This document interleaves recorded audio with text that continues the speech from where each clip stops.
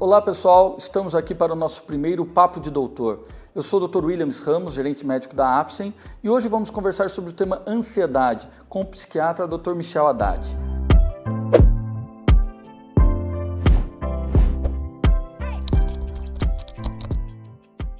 Bom, Dr. Michel, como podemos fazer o diagnóstico de ansiedade? Quais são os sinais e sintomas que eu posso considerar para isso? Legal, Dr. Williams. Inicialmente, obrigado pelo convite, agradecer também à Apsen por estar proporcionando esse momento. E antes de falar sobre o diagnóstico de ansiedade, eu gostaria de fazer uma separação entre medo e ansiedade. Lembrando que ansiedade é uma reação normal, fisiológica. Se não fosse ansiedade, Dr. Williams, provavelmente não estaríamos aqui. Lá nos inícios das eras, os homens primitivos, eles precisavam de ansiedade, e isso durante toda a evolução do ser humano para se proteger. Nós antevermos o perigo é fundamental para que nós estejamos em segurança, não é? Bom, medo. O que é o medo? O medo, eu vou dar um exemplo. Se eu estou num carro sem freios, eu tenho medo, né? É um perigo, um momento atual onde eu tenho preocupação, tensão corporal. Em contrapartida, a ansiedade é a gente trabalhar com a possibilidade que o desfecho negativo é o mais favorável. É eu ficar tentando contabilizar o futuro e, evidentemente, quais são as possibilidades de resultados negativos ou nocivos à minha saúde, à minha integridade. Com isso, eu vou desencadear uma série de reações corpóreas e psíquicas que vão me levar a um sofrimento, e esse sofrimento vai impactar a minha funcionalidade.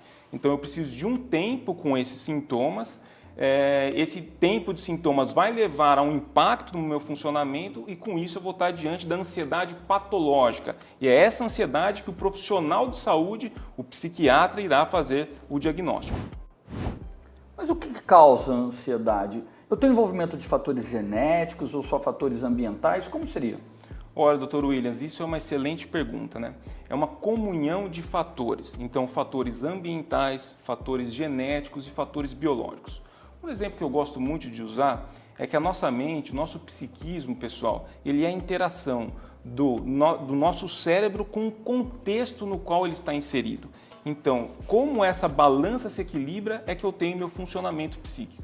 Ou seja, se eu tenho um biologismo, um funcionamento cerebral alterado, se eu uso drogas, por exemplo, isso altera o meu funcionamento cerebral, provavelmente o meu psiquismo vai sofrer um impacto direto disso. Ou se a minha genética, a gente tem diversos genes, por exemplo, o FKBP5, que está relacionado com a ansiedade, ele também vai favorecer o aparecimento de sintomas ansiosos. E lógico que o meu contexto, né? Se eu vivo um momento de incerteza, de muita angústia e apreensão, eu também estou mais propenso a desenvolver um transtorno de ansiedade. E se isso tudo acontece de maneira simultânea, imagine você, né, o potencial ansiogênico, ou seja, de causar ansiedade, que essa somatória pode me levar. Doutor Haddad, mas qual o impacto da ansiedade na vida das pessoas, seja no contexto familiar, profissional, como seria? Olha, Williams, a ansiedade, o transtorno de ansiedade, os transtornos ansiosos, eles impactam de um modo muito amplo a vida do sujeito. Então, todas as faces, os temas da vida desse sujeito podem estar afetadas. Os relacionamentos, então você imagina eu ficar imaginando sempre que a pessoa com que eu me relaciono pode estar fazendo alguma coisa de ruim para mim, ou que minha relação está em perigo. Eu não vou conseguir estabelecer uma relação saudável. E, consequentemente, eu posso ter outros elementos associados a esse pensamento ansioso. Por exemplo, diversas condições de saúde, como hipertensão, doenças metabólicas, a própria obesidade, podem estar relacionadas com a ansiedade. A alteração do sono, né? Tem diversos estudos que mostram que até 93% dos pacientes que têm transtornos ansiosos ou transtornos de humor, eles sofrem de insônia, e isso atrapalha todo o meu funcionamento fisiológico. Gastrites, por exemplo, também é muito comum, e sem falar nas repercussões sociais da ansiedade, né? Um indivíduo ansioso, ele acaba que não tem um funcionamento adequado. Isso, como eu já disse, nas relações, por exemplo, no trabalho, né? Ele pode ter um impacto muito forte aí na sua produtividade. Vamos imaginar, por exemplo, um funcionário que sempre está pensando que ele pode ser despedido a qualquer momento, ou que o trabalho dele não é bom, ou que alguém ali está atrapalhando o seu funcionamento, a sua rotina de trabalho. Ele não vai conseguir render o necessário e evidentemente que isso vai gerar um resultado negativo, ou seja, a ansiedade, né, esse medo antecipatório, essa ideia de que o mal vai acontecer acaba trazendo realmente o mal para a vida dele naquele momento, né, na atualidade. A ansiedade pode ser dividida em diferentes tipos. Quais seriam esses tipos de ansiedade que eu posso dividir? Excelente pergunta, Dr. Williams. Na classificação diagnóstica dos transtornos mentais, a gente vai se deparar com uma série de transtornos ansiosos. E eu vou comentar aqui com você alguns, para a gente não ficar muito extenso, né? A gente não quer trazer o mais importante aqui para esse nosso bate-papo. Vamos lá, quais são então os transtornos ansiosos mais prevalentes? Bom, o primeiro é o transtorno de ansiedade generalizada, que é aquele transtorno no qual o indivíduo se preocupa com várias esferas da vida. O objetivo, o foco de apreensão dele não é bem definido, né? Então, vários elementos causam ansiedade nesse sujeito. O outro transtorno de ansiedade também muito comum aí na nossa atualidade é o transtorno de pânico, no qual o indivíduo apresenta crises ansiosas repentinas. Elas podem ser acompanhadas, inclusive, de sentimentos, de sintomas físicos, né? O indivíduo pode ter sudorese, suar além do normal, pode ter taquicardia, tremor e até muitas vezes achar que está sendo acometido por um infarto. E isso faz com que, não raramente, esses pacientes procurem o serviço de saúde de pronto atendimento, né, as urgências, achando que estão realmente à beira da morte.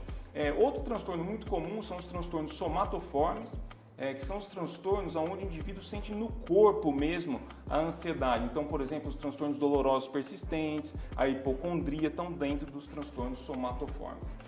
O transtorno de estresse pós-traumático, quando eu vivo uma situação muito forte emocionalmente e depois eu começo então a reviver, a ter pesadelos com essa situação. As fobias, pode ser uma fobia social, onde eu tenho muito medo do julgamento de terceiros, pode ser uma fobia específica, por exemplo, como ter medo de lesmas, isso é muito comum, ou medo de elevador, ou medo de avião, ou medo de algum objeto em específico. Pode ser também as agorafobias, que é o medo de eu estar numa situação onde eu não tenho auxílio, onde eu não possa ter ajuda. São alguns transtornos aí que figuram entre os principais transtornos ansiosos. Um outro transtorno também que está ali muito próximo, que tem a ver com ansiedade, é o transtorno obsessivo-compulsivo, onde eu tenho pensamentos intrusivos que, para serem eliminados, eu preciso obrigatoriamente ter um comportamento compulsivo. Por exemplo, se eu não verificar que a minha fechadura está fechada, alguma coisa de ruim vai me acontecer e eu vou lá e verifico várias vezes, eu tenho esse comportamento compulsivo, tá? Esses são alguns transtornos ansiosos, os mais comuns, os que a gente vê mais rotineiramente na nossa prática clínica. Doutor Haddad, eu acho que todo mundo que está assistindo o nosso papo gostaria de saber em que momento eu devo procurar um tratamento? Quando que é o melhor momento para buscar essa ajuda? Olha, Williams, essa pergunta é uma pergunta delicada, né? Porque muitas vezes o psiquiatra e os profissionais de saúde, eles são as pessoas que conseguem distinguir melhor essa barreira entre o que é normal e o que é patológico, não é? Mas, para a população que está em geral, para as pessoas que estão nos vendo, como que eu posso ter sinais de alerta que a minha ansiedade não é mais normal e ela pode ser uma ansiedade patológica? Foi o que eu disse lá na nossa primeira questão. Quando eu tenho um prejuízo funcional, ou seja, os meus sintomas ansiosos, eles me impedem de manter a minha rotina, o meu cotidiano, de fazer as coisas normais, como eu sempre fiz, né? Então, a partir do momento que eu tenho uma quebra da minha funcionalidade, e essa quebra da funcionalidade, ela é decorrente de sintomas relacionados ao medo, à ansiedade, esse é o momento de eu buscar ajuda. E quais seriam os tratamentos disponíveis que eu posso optar para utilizar? Olha, basicamente a gente tem os tratamentos medicamentosos e os não medicamentosos, tá? Os tratamentos para os transtornos ansiosos, eles são muito efetivos. Então, seguramente uma pessoa que busca um tratamento adequado, e isso é fundamental vocês terem consciência disso, essa pessoa vai melhorar o seu estado emocional e com certeza a sua funcionalidade, tá? Bom, farmacologicamente falando, a gente tem os ansiolíticos, né, que são medicações que você vai tomar e ali já vai aliviar rapidamente os sintomas. São medicamentos que a gente usa mais no início do tratamento. E nós temos também as terapêuticas com antidepressivos, que são a base do tratamento para os transtornos ansiosos. Com esses medicamentos, o paciente provavelmente vai tomar mais tempo, ele vai ficar mais tempo em uso desses medicamentos até a remissão dos sintomas. Os tratamentos não farmacológicos são compreendidos principalmente pelas psicoterapias, né? E aí, por exemplo, a terapia cognitivo-comportamental figura como uma das principais estratégias no combate aos transtornos ansiosos. Mas o indivíduo também pode fazer coisas, né? Que, aliás, já deveria estar fazendo para manter um bom funcionamento psíquico e uma vida saudável, como meditação, atividade física, cuidar do sono, cuidar da alimentação, estar mais ali com seus familiares e amigos, pessoas queridas, mais envolvido com atividades de lazer. Tudo isso é fundamental para a manutenção do seu estado saudável. Doutor Haddad, e quais seriam as suas considerações finais? Vamos lá, Dr. Williams. Bom, transtorno de ansiedade, então, é um transtorno muito prevalente, né? A gente estima que 10% da população brasileira sofra deste mal.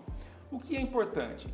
Assim como manter hábitos de vida saudáveis, é muito importante a gente estar alerta, né? Para que, se os meus sintomas eles comecem então a atrapalhar a minha funcionalidade, a minha rotina, eu busque ajuda, né? A gente precisa levantar uma bandeira importante, que é a bandeira do estigma. A gente precisa vencer o estigma com relação aos transtornos mentais.